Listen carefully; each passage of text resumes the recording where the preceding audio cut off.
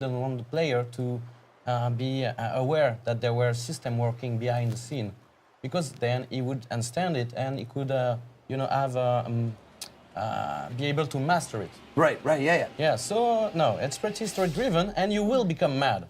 The point is, can you retain some of your sanity in the end, so you will still have some free will?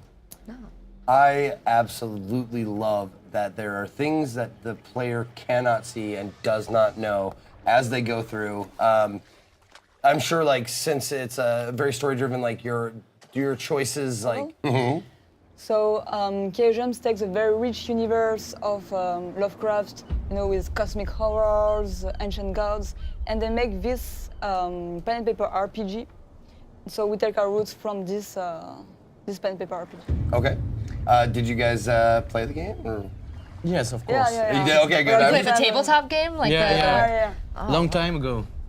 That's pretty impressive. I know a lot of these games are so popular, tabletop coming back, and to bring this art and to bring this setting and to bring it so alive is such a treat for fans of Cthulhu and Lovecraft. Thanks, Stranger Things. Right? Yeah, I guess we can attribute them. I was going to say Matt Mercer and all the wonderful work the D&D community is doing. Shout out Anna Prosser. But the setting of Lovecraft is so important to his storytelling. Can you tell us a little bit about where the game is set, and is it northeast of the United States? Yes, sure. You want to go? Yes. So the story takes place on a remote island named Darkwater. You will play as Edward Pierce, a private investigator from Boston in the early 20s. So the story starts like a normal Lovecraft story. So we've been hired to investigate on a very suspicious fire accident that took the life of the Hawkins family. And as long as you progress and Pierce gets closer to the truth, he will fall into madness and nothing good at the end. And are we trying to fall into madness? Are we trying to avoid and hold off madness as long as we can more here? the latter, yeah. All right. And how does the madness as it encroaches upon our player affect the gameplay? Yeah, it's a core question to this game. So it's not about a system properly, okay?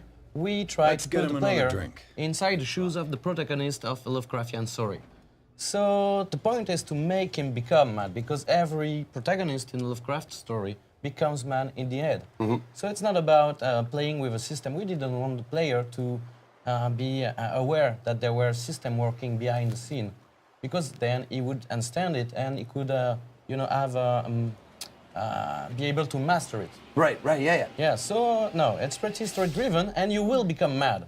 The point is, can you retain some of your sanity in the end, so you will still have some free will?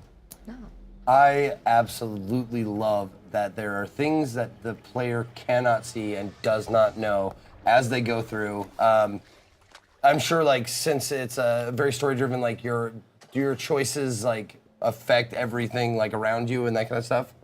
A photograph. Yes, not every choice, but yeah, you have at several points in the game some very important choices or action to take or not to take, or decision to know about something or to just ignore it.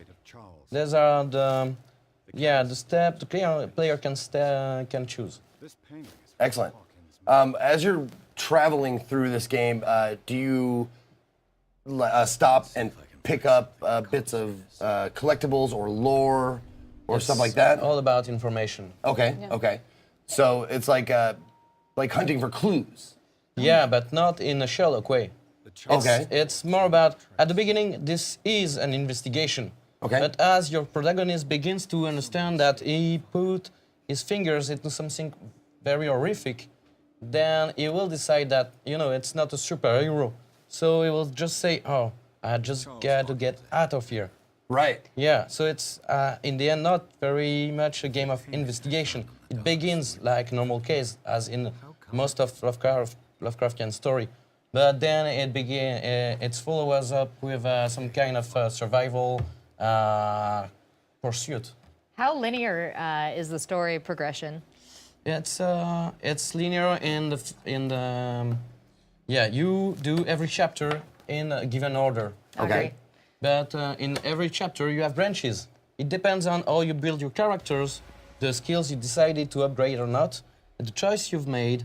the action you took, and the relationship you developed with the main characters of our story. For example, you want to reach your objective, you can use your skill and lockpick a door, you can use your athleticism to push obstacles, you can talk to some cop and make friends with him, so he allows you to pass through the main door, or you can, I don't know, learn things about the tunnels underneath and decide to go that road. Okay, so there's a RPG system in place. Yes. Okay. How do you acquire these skills? Is there experience or? Yeah, you have two ways. You want to explain? Yeah, so as you progress through the story, you will be rewarded by experience points. Okay. And there are some other skills that will develop only if you find the right items on the environment, Okay. like forensic books or things like that. So we have a lot of skills such as occultism, psychology, investigation, or even spot hidden, which is very important in the KGM rulebook. So what you're saying is that a player who is slow and meticulous and looks at every, that's what I do, will be rewarded because you'll find more like you will be able to do better choices. Okay. So as a coward who is afraid of facing fears and will always make the safest choice to get through the place quickest, am I still going to be able to It depends. move forward in this game? Yeah, of course you will be, but some possibilities will close because you didn't act directly. You know, sometimes you have to act fast, decide fast, and it will be a matter of guts and quickness. Well, my question is, we see a lot of games draw inspiration from Lovecraft and Cthulhu, and pay homage to the characters in their gameplay. But this is one of the first times we've seen a game full on tackle Lovecraftian monsters. So we have a lot of favorites. You know, Cthulhu everybody loves, but there's like the fish head villagers and the weird blobby gross people. How many other Lovecraftian characters are we going to encounter? It's hard to tell without spoiling the game. Okay. That's fair. So we will encounter some of the creatures of the Meadows. We will hear about other creatures of the Meadows without seeing them. But as far as I can tell, we speak